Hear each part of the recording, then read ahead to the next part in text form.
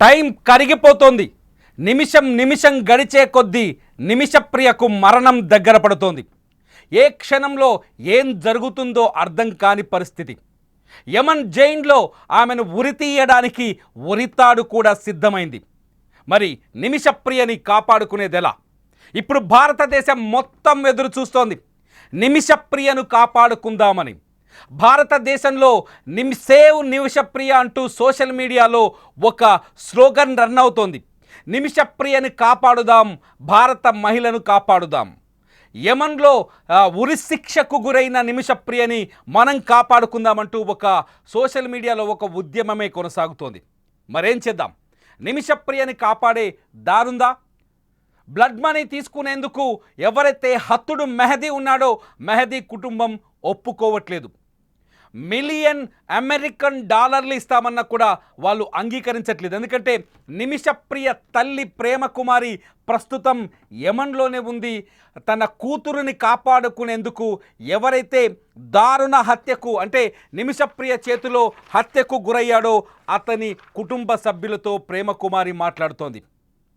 నిమిషప్రియ తల్లి ప్రేమకుమారి యమన్లో తన కూతురికి చివరి కనీసం శిక్షణైనా తగ్గించాలనే ఒక లక్ష్యంతో పనిచేస్తోంది. కానీ భారత ప్రభుత్వం ఏమీ చేయలేని పరిస్థితి ఏర్పడింది. కానీ భారత ప్రభుత్వం కూడా నిమిషప్రియను కాపాడేందుకు అన్ని ప్రయత్నాలు చేస్తున్నట్టుగా నిన్న ఎవరైతే వెంకటరమణి గవర్నమెంట్ అడ్వకేట్ ఎవరైతే వెంకటరమణి ఉన్నారో వెంకటరమణి ప్రకటించారు. నిమిషప్రియకు ఉరి పడకుండా చేయటం, కనీసం ఆమెకు పడ్డ ఉరి శిక్షని తగ్గించి అంటే శిక్షను తగ్గించి నిమిషప్రియని ప్రాణాలతో ఉంచడం. జైలు శిక్ష అయినా సరే నిమిషప్రియ ప్రాణాలతో ఉంటుంది అనే ఒకే ఒక్క ఆశతో ఇప్పుడు ప్రయత్నాలు జరుగుతున్నాయి. ఈ ప్రయత్నాల్లో భాగంగా భారతీయ గ్రాండ్ ముఫ్తీ ఆఫ్ ఇండియా అబూ బకర్ ముస్లియార్, ఈయన ముస్లిం మత పెద్ద, ఈయన కూడా ఇప్పుడు రంగంలోకి దిగారు. అబూ బకర్ ముస్లియార్ అక్కడి యమన్ ప్రభుత్వంతో పాటు యమన్లో ఉన్న ముస్లిం మత పెద్దలతో మాట్లాడుతున్నారు. నిమిషప్రియకు కనీసం ఉరిశిక్ష నుంచి ఆమెను కాపాడండి, ఉరి తప్పేలా చేయండి. కనీసం ఉరి తప్పిన నిమిషప్రియ ఏదో ఒకరోజు తన పిల్లల్ని కలుసుకోవడానికి ఈ దేశం వస్తుంది. ఉరిశిక్ష కాకుండా ఏ శిక్ష విధించినా బ్లడ్ మనీ తీసుకున్న తర్వాత కూడా నిమిషప్రియకు కనీసం ప్రాణభిక్ష పెట్టండి అంటూ మనం అబూబకర్ ముస్లియార్ ప్రస్తుతం యమన్ ముస్లిం పెద్దలతో మాట్లాడుతున్నారు. చర్చలు కొనసాగుతున్నాయి. చర్చలు ముందుకు వెళ్లే కొద్దీ నిమిషప్రియ మరణానికి మిగిలిన సమయం దగ్గర పడిపోతుంది, కరుగుతోంది. నిమిషప్రియని కాపాడుకోవాలని ఈ భారతదేశం మొత్తం ఎదురు చూస్తోంది.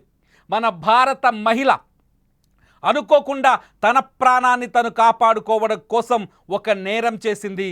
ఆ నేరంలో ఎవరైతే బాధితుడున్నాడో మెహదీ ప్రాణాలు కోల్పోయాడు. అక్కడి నుంచి తప్పించుకునే ప్రయత్నం చేసింది, కానీ ఆ ప్రయత్నాలు ఫలించలేదు. నిమిషప్రియ ఇప్పుడు యమన్ కఠినమైన కారాగారంలో తన ప్రాణాలు పోతాయన్న బాధతో, ఇక నేను బతకను అనే బాధతో, ఈ భూమిపైన నాకు మిగిలింది కేవలం కొన్ని గంటలు మాత్రమే అనే బాధతో రోధిస్తోంది.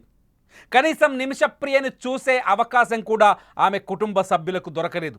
నిమిషప్రియ పిల్లలు, భర్త థామస్ ప్రస్తుతం కేరళలోనే ఉన్నారు. నిమిషప్రియను కాపాడుకునేందుకు ఈ దేశంలో వాళ్ళు చేయాల్సిన ప్రయత్నాలన్నీ చేస్తున్నారు. మరికొన్ని గంటల్లోనే నిమిషప్రియ ఉరికి గురి కాబోతుంది. యమన్ చట్టాలు, షరియా చట్టాల కోసం షరియా చట్టాలు విధించిన కఠినమైన శిక్షకు బలి కాబోతుంది నిమిషప్రియ. షరియా చట్టాల ప్రకారం బ్లడ్ మనీ ఉంది. బ్లడ్ మనీ అంటే ఎవరైతే బాధితులుంటారో, ఒక వ్యక్తి హత్యకు గురైతే ఆ బాధితులు, హత్యకు గురైన వ్యక్తి కుటుంబ సభ్యులు క్షమాభిక్ష పెడితే అప్పుడు హత్య చేసిన నిందితుడిని క్షమిస్తే దానికి బదులుగా కొంత డబ్బిస్తారు. ఆ డబ్బు లక్షల్లో ఉండొచ్చు, కోట్లలో ఉండొచ్చు. ఆ డబ్బు తీసుకొని ఎవరైతే నిందితులు ఉంటారో ఆ నిందితుని క్షమించే విధానం కొన్ని దేశాల్లో అమల్లో ఉంది. అది షరియా చట్టాలని గౌరవించే కొన్ని దేశాలు. షరియా చట్టం యమన్లో అధికారికంగా ఉంది. ప్రభుత్వం కూడా షరియా చట్టాన్ని అక్కడ అమలు చేస్తుంది. ఎవరైనా నిందితుడు వెళ్ళి బాధితుడి కుటుంబంతో క్షమాభిక్ష తెచ్చుకొని షరియా చట్టంలో చెప్పిన విధంగా డబ్బులు చెల్లిస్తే వాళ్ళకు ఉరి శిక్ష ఉరి పడితే ఉరిని తప్పించడం కానీ లేదంటే మొత్తం శిక్షను తగ్గించడం కానీ జరుగుతుంది. ఈ రెండు ఆప్షన్సే ప్రస్తుతం మనకు నిమిషప్రియ ముందు కూడా ఉన్నాయి. కాకపోతే ఇక్కడ ఒక పెద్ద ప్రాబ్లం ఉంది. ఆ ప్రాబ్లమే మతం.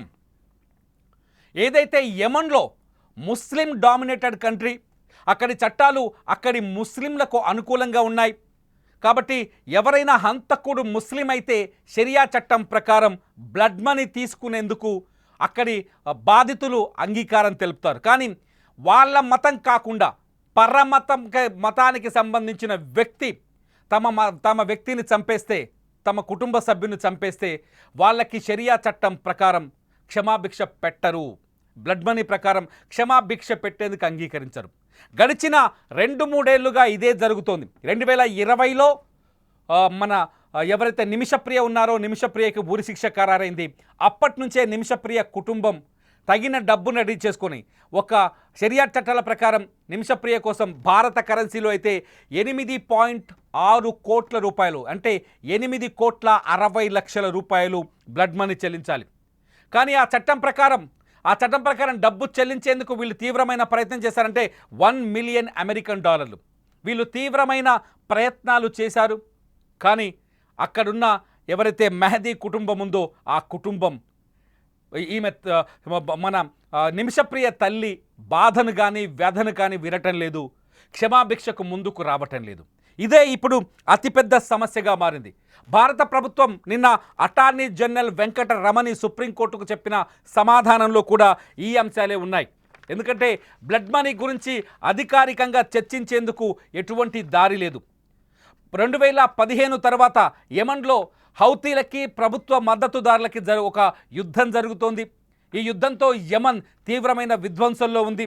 ఈ విధ్వంసం నేపథ్యంలో యెమెన్లో ఎవ్వరూ అంటే ఇతర దేశాలకు సంబంధించిన దౌత్య కార్యాలయాలు లేవు. అందులో భారత దౌత్య కార్యాలయం 1967లో అక్కడ ఏర్పాటు చేసినప్పటికీ ఆ తర్వాత 2015 తర్వాత దౌత్య కార్యాలయం మూతపడింది. దీంతో కనీస రాయబారం నడిపించే పరిస్థితి కూడా లేదు. కనీసం బాధితుడి కుటుంబం దగ్గరికి చేరి బాధితులతో మాట్లాడి క్షమాభిక్ష పెట్టమని అర్థించే అవకాశం కూడా లేకుండా పోయింది. దీంతో నిమిషప్రియను కాపాడటం అతిపెద్ద సమస్యగా మారింది. నిన్న సుప్రీంకోర్టుకి భారత ప్రభుత్వం కూడా ఈ అంశాన్ని చెప్పింది.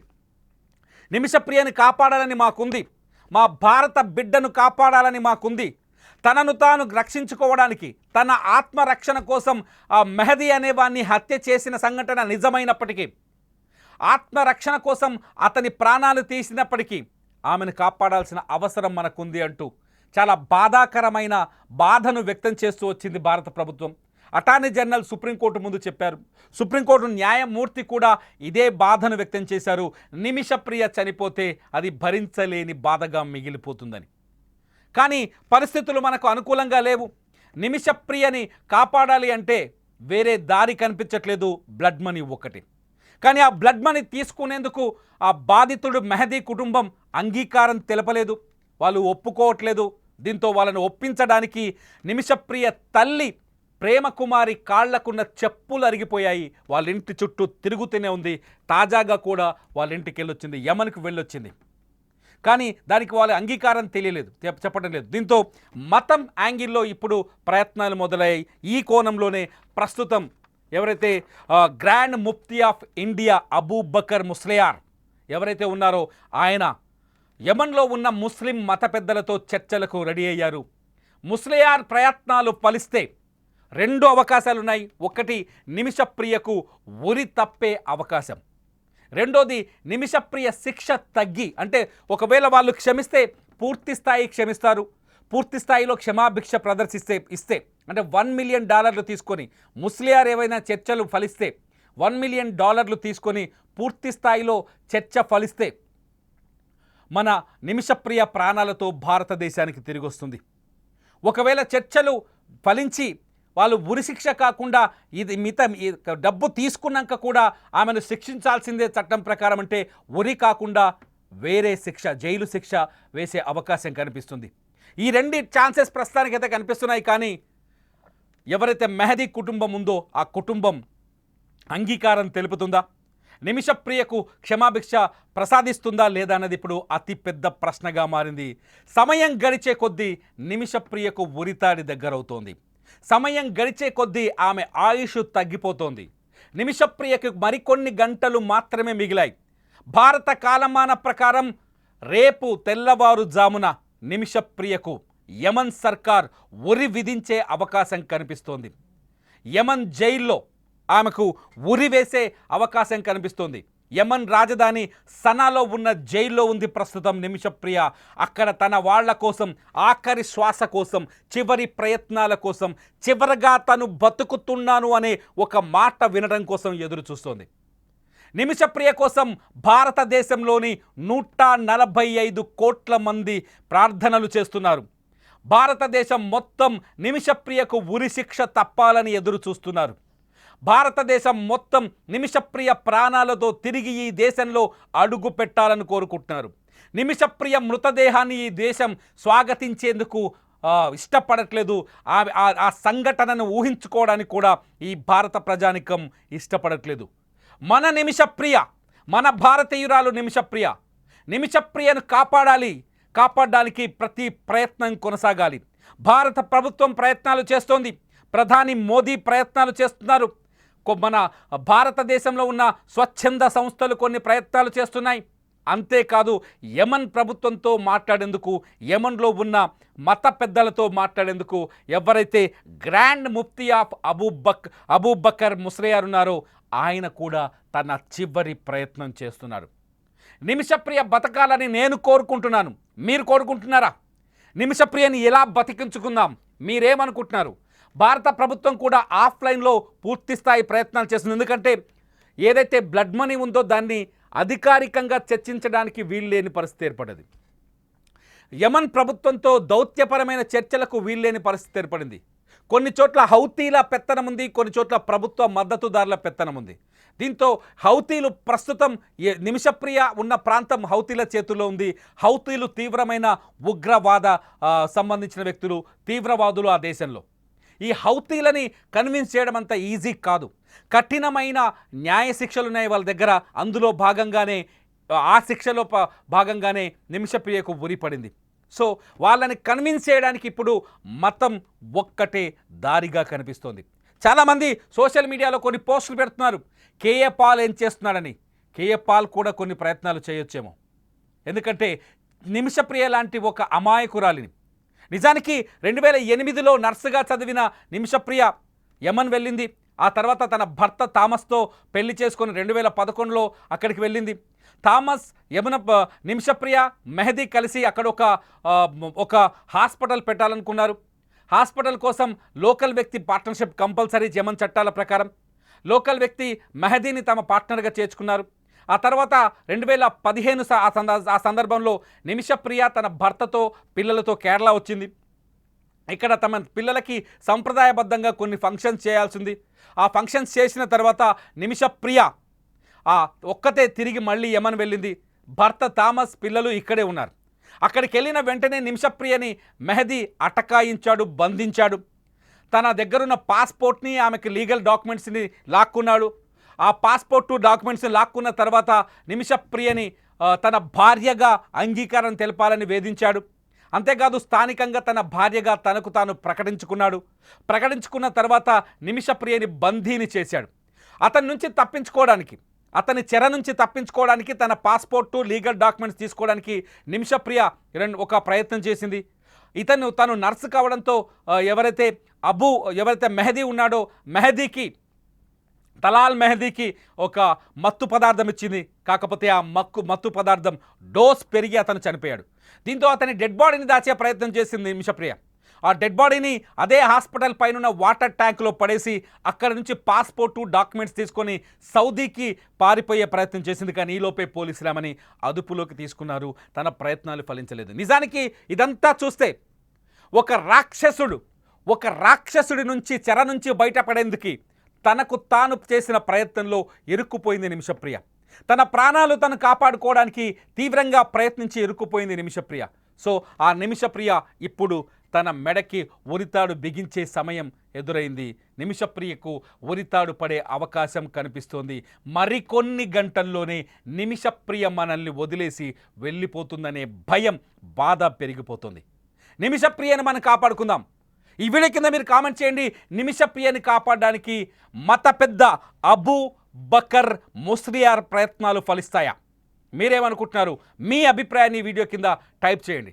నిమిషప్రియకు సంబంధించిన ప్రతి అప్డేట్ కోసం, పూర్తి స్థాయి విశ్లేషణ కోసం చూస్తూనే ఉండండి సుమన్ టీవీ డిజిటల్ లైవ్, అలాగే సుమన్ టీవీ లైవ్.